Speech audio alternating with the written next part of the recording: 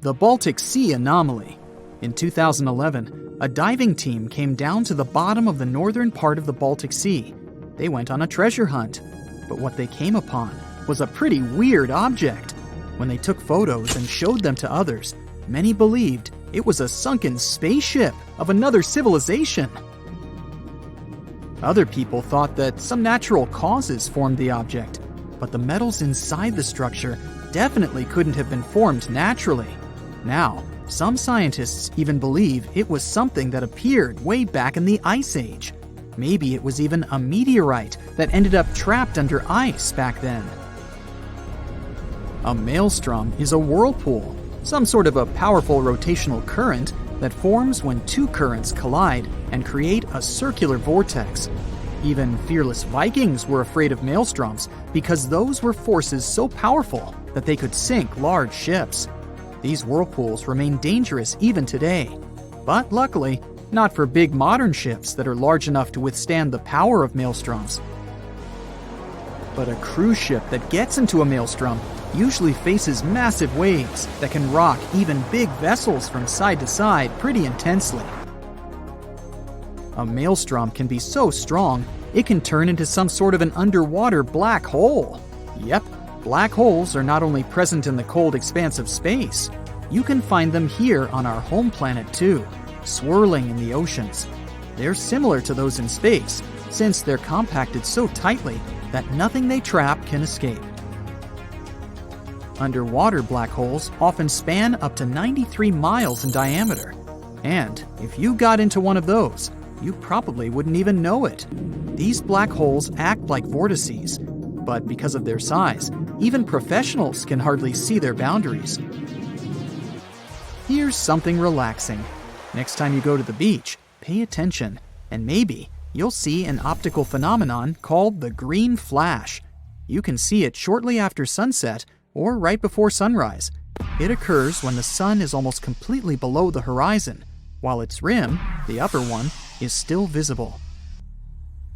For just a second or two, that upper edge of the sun will appear green. It's because you're looking at the sun through thicker parts of the atmosphere as it's moving down in the sky. As it's dipping below the horizon, light refracts, or bends, in the atmosphere and gets dispersed. Wait for a clear day with no clouds or haze on the horizon to see this phenomenon better. You've been looking forward to a nice swim, only to realize that the water in the ocean is red? Better avoid going in. Florida is known for its red tides. It occurs when the concentration of specific microscopic algae is higher than normal. Thousands of species of algae in marine and fresh waters are mostly harmless to animals and humans.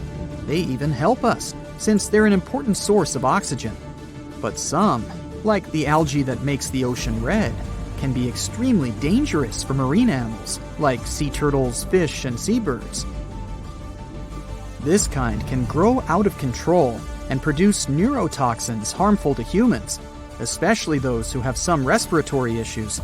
Such people should avoid red tide areas, especially when winds are strong enough to push the algae toward the shore.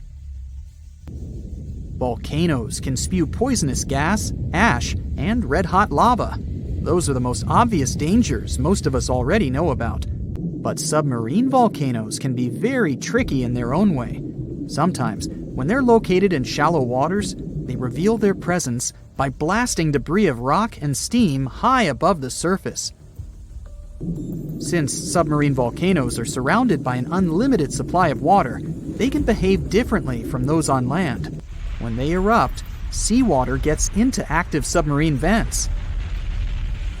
Lava can be spreading across a shallow sea floor, or sometimes even flowing into the sea from land volcanoes. When in water, it may cool down so quickly that it shatters into rubble and sand.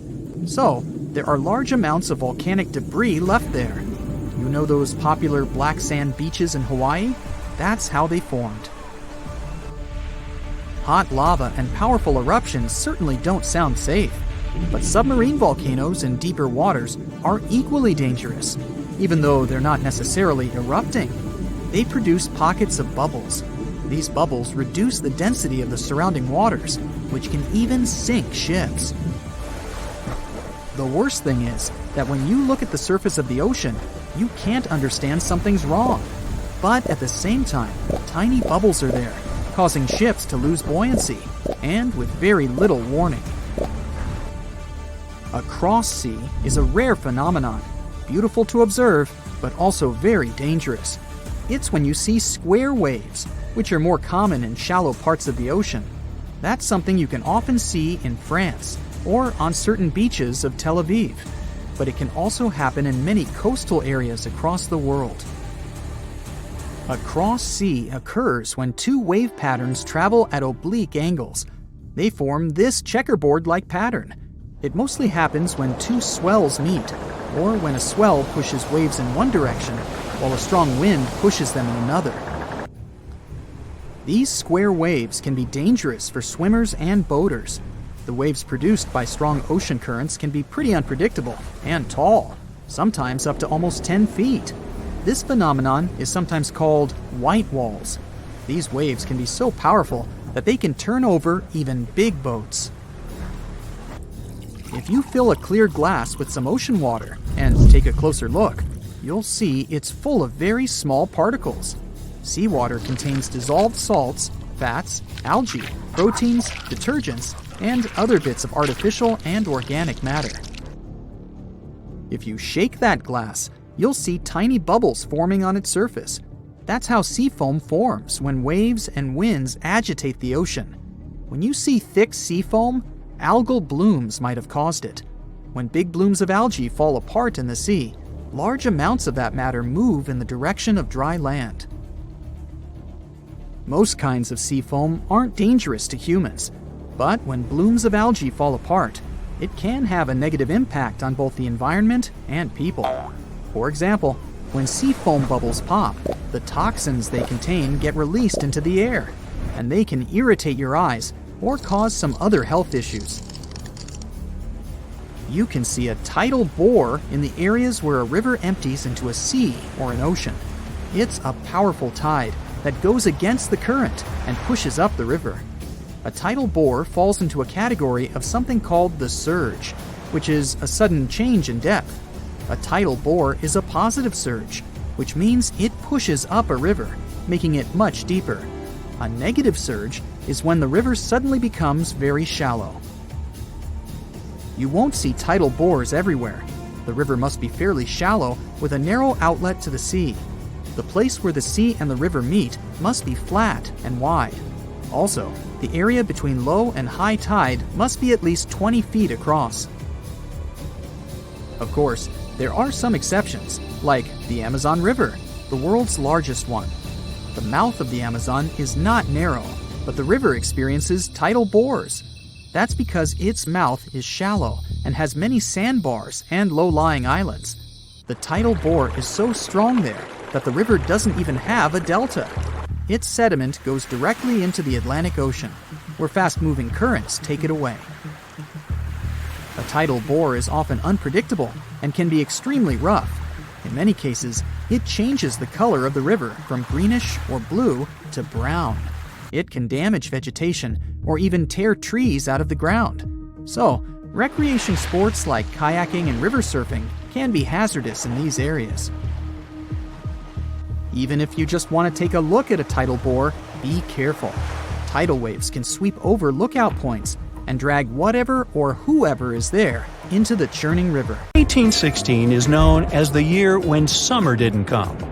In April 1815, there was a massive explosion on Mount Tambora in Indonesia.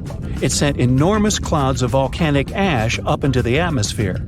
The majority of the northern hemisphere got covered with a shroud of dust and dirt and kind of refused to settle.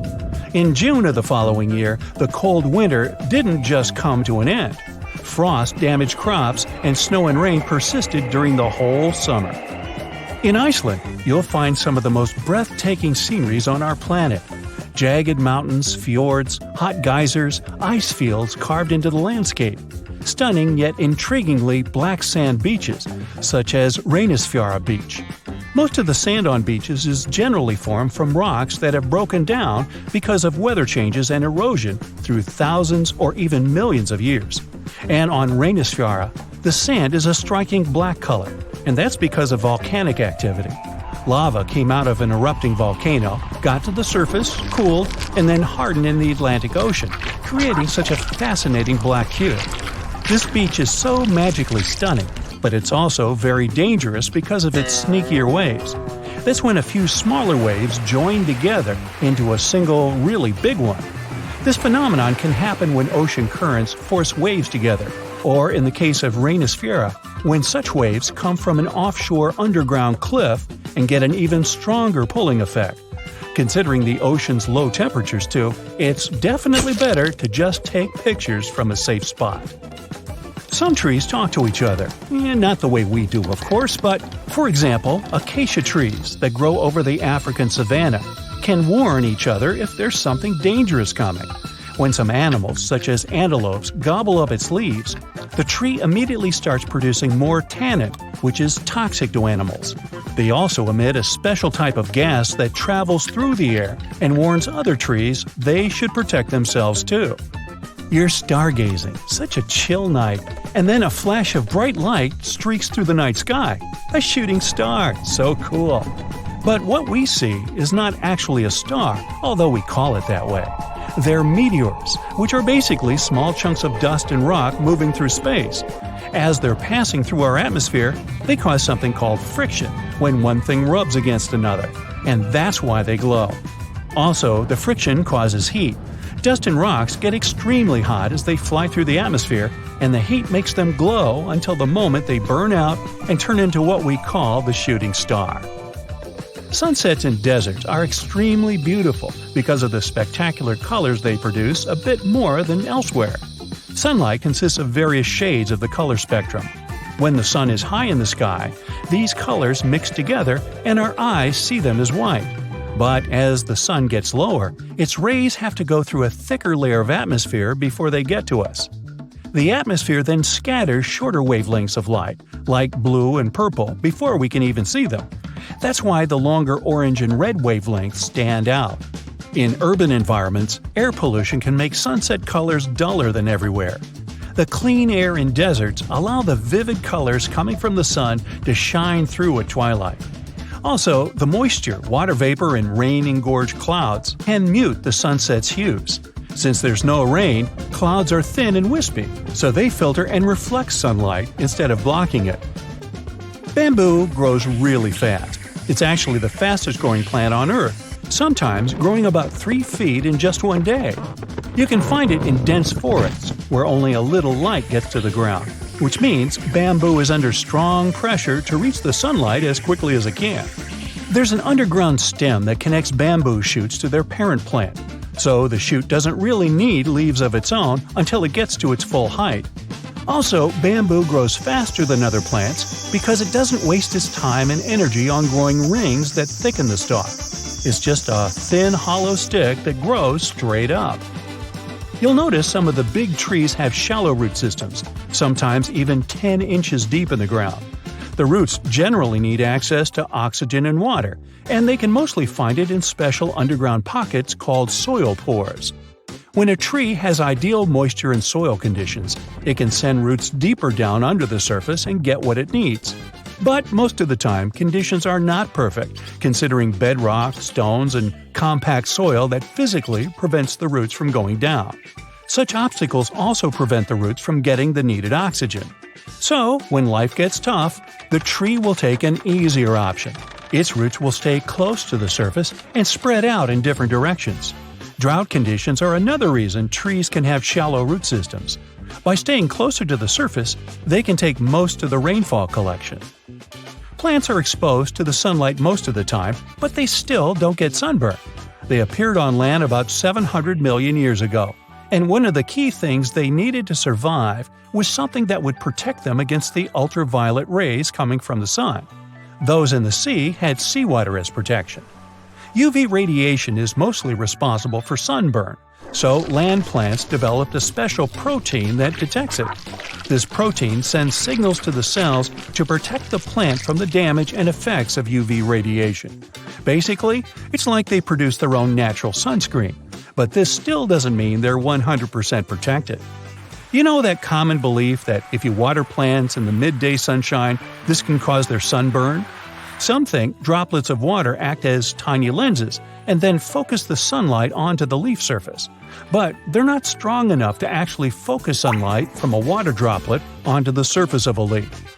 It's just that their natural sunscreen doesn't mean total protection. Too much exposure to UV radiation damages cells in the leaves and bark of the majority of plants. Earth's core is as hot as the surface of the sun. You'd think it could easily melt our entire planet, especially since the core is only 1,800 miles away from the surface. If the sun were so close, we'd be like French fries. But we're alive because the center of the sun is surrounded by a mantle of rock that's mostly solid. The crust we walk on actually floats on that mantle and protects us. If the sun was close, we'd only have empty space to protect us, and you and I wouldn't be talking. Also, to melt the entire planet, you'd need way more energy than the heat in its core. So there. Now the first rule is not to panic, the guy says. He gives Michael a thick suit. The weather is hot here, and the outfit seems very warm. You can't go without it, he adds. Michael puts on the outfit and feels goosebumps all over his body. Why is it so cold? The guide explains this is a unique cooling cloth. It'll save Michael from heat stroke inside the cave. The guide gives him an oxygen tank and a mask. Are we gonna dive? Michael asks. No, but your lungs may fill up with water if you don't use it. Michael's knees are shaking with fear. He doubts this whole idea. Welcome to one of the most dangerous caves on the planet, the guy says as he enters the dark space at the foot of a mountain. This place is called Crystal Cave, and it's located in Mexico. Magma had leaked here from the hot bowels of our planet 26 million years ago. It was coming and cooling down again and again. There was so much magma that it formed a mountain. Along with magma, mineral-rich water got here. It had been seeping through the rock tunnels and had formed a cave under the hill. Then, something strange appeared in these hot waters. Something that seems to be from another planet. Michael is going down the road. He illuminates the bottomless darkness with a flashlight. The air becomes hot and heavy. Microscopic particles of water are hovering here. Along with a guide, Michael descends to 980 feet. This is more than half of the Empire State Building's height. The air temperature goes up. It feels as if they were approaching the Earth's core. Finally, the descent ends, and they jump on solid ground. The guy puts on an oxygen mask and tells Michael to do the same. You can't breathe in such moist and acidic air. The lungs can fill with water, which will lead to disastrous consequences. The air here feels to Michael as if he's walking through a very thick fog. The temperature rises up to 136 degrees Fahrenheit. It's higher than in the world's most hot deserts. Michael lights his way and notices something big, white, and shiny. It's a huge crystal beam sticking out of the ground that's reaching up. The whole cave is filled with these huge things. They stretch in different directions and rest against the ceiling and the walls. Somewhere they block the path, and somewhere they are like bridges. Michael climbs onto one of the crystals and walks on it. The guide explains that each column is made of gypsum. You know this substance as it's used to produce building material, plasterboard. Michael touches the hard surface of one of them. It seems that some ancient civilization could have built it. The guide says that everything inside this cave is natural. For the first time, this place was discovered by 2 miners in the year 2000. Since then, scientists have managed to find out that some crystals are 500,000 years old. You can also find one of the largest natural crystals in the world here. This beam is about 36 feet long and weighs 55 tons. This place is filled with water rich in calcium sulfate. This element is capable of forming minerals. A colorless variety of gypsum prevails here. The water and warm air help form the crystals. Humidity and temperature haven't changed for centuries, so these columns continue to grow even now. This place is fascinating. Michael wants to stay here longer to explore the cave, but unfortunately, it's dangerous. They may get lost or slip on the gypsum rocks. Plus, they're running out of oxygen, so they have to climb back up. They come out of the cave and meet the police. It turns out that it's prohibited for tourists to enter the cave. Even scientists must get special permission to go here. And it's for a good reason, since the cave is one of the most dangerous places on Earth. Michael and the guy pay a fine and leave Mexico. The next stop is Italy. "It's a good thing you've taken a good camera with you," the guide says. "This is one of the most fascinating caves in the world. You need the best equipment to capture this beauty." Michael and the guide are on a small boat. They sail along the coast of the island of Capri, Italy. Luckily, there won't be any danger this time.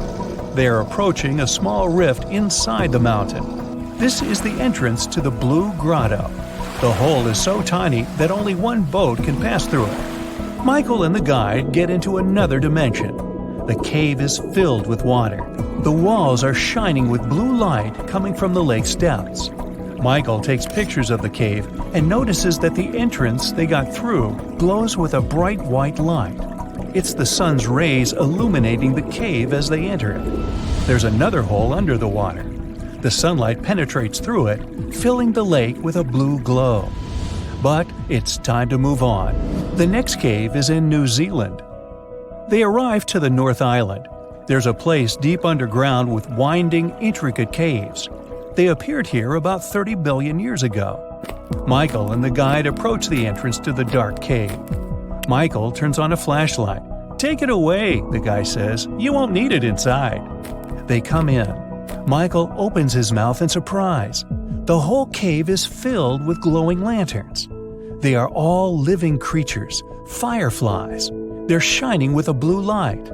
Michael feels like he's on another planet. The entrance to the cave is limited to not harm the fireflies. Scientists use automated equipment to monitor the cave. They watch the temperature and the level of carbon dioxide necessary to maintain the life of glowing beetles. If many people get here, the level of carbon dioxide will increase. The time for a visit is also limited, so they ask Michael and the guide to leave the place. "Now, we're going to see something creepy," the guide says. "Are you ready?" And the next stop is California. The place is called Moaning Caverns. The cave seems quite ordinary from the outside, but the guide looks a little nervous and scared.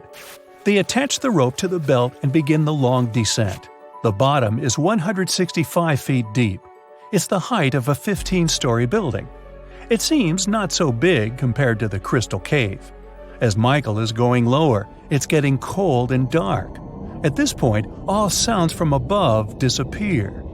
They slowly sink into an ominous silence. "What is it?" Michael asks, startled. "I think I've heard someone's voice downstairs." The guide touches his lips with his finger to keep Michael silent. A long, prolonged human moan is coming from the dark cave depths. In the first seconds, Michael freezes. Then he quickly climbs up along the rope. The guide laughs at him. They hear another moan. Michael gets out of the cave and pulls the guide's rope to get him out. The guide says this is one of the creepiest caves in the world. The air and wind circulate deep inside and create a sound similar to a moan. Tourists often go down there to tickle their nerves. Also, they found about 100 skeletons of ancient people at the bottom of the cave. And no one knows how they got there. Michael doesn't want to go back inside the cave. He asks the guide to tell him how caves form. It turns out that it all starts when the ground absorbs acid rain consisting of water and carbon dioxide. The liquid penetrates through the soil and comes into contact with hard rock surfaces. When water touches limestone or dolomite, it dissolves them and helps to form an empty space. Every year there's more and more space around. The rain continues to fall and accumulate in this open area. Then the water forms a stream or an underground river. After that, the erosion of hard rocks begins. Thousands of years later, there's enough space to fit a human here. Then this space becomes a cave. When erosion combines with stalactites and stalagmites, it forms chambers and impressive columns. By the way, here's the difference between stalactites and stalagmites. Stalactites hang from the ceiling. Stalagmites stick out of the ground.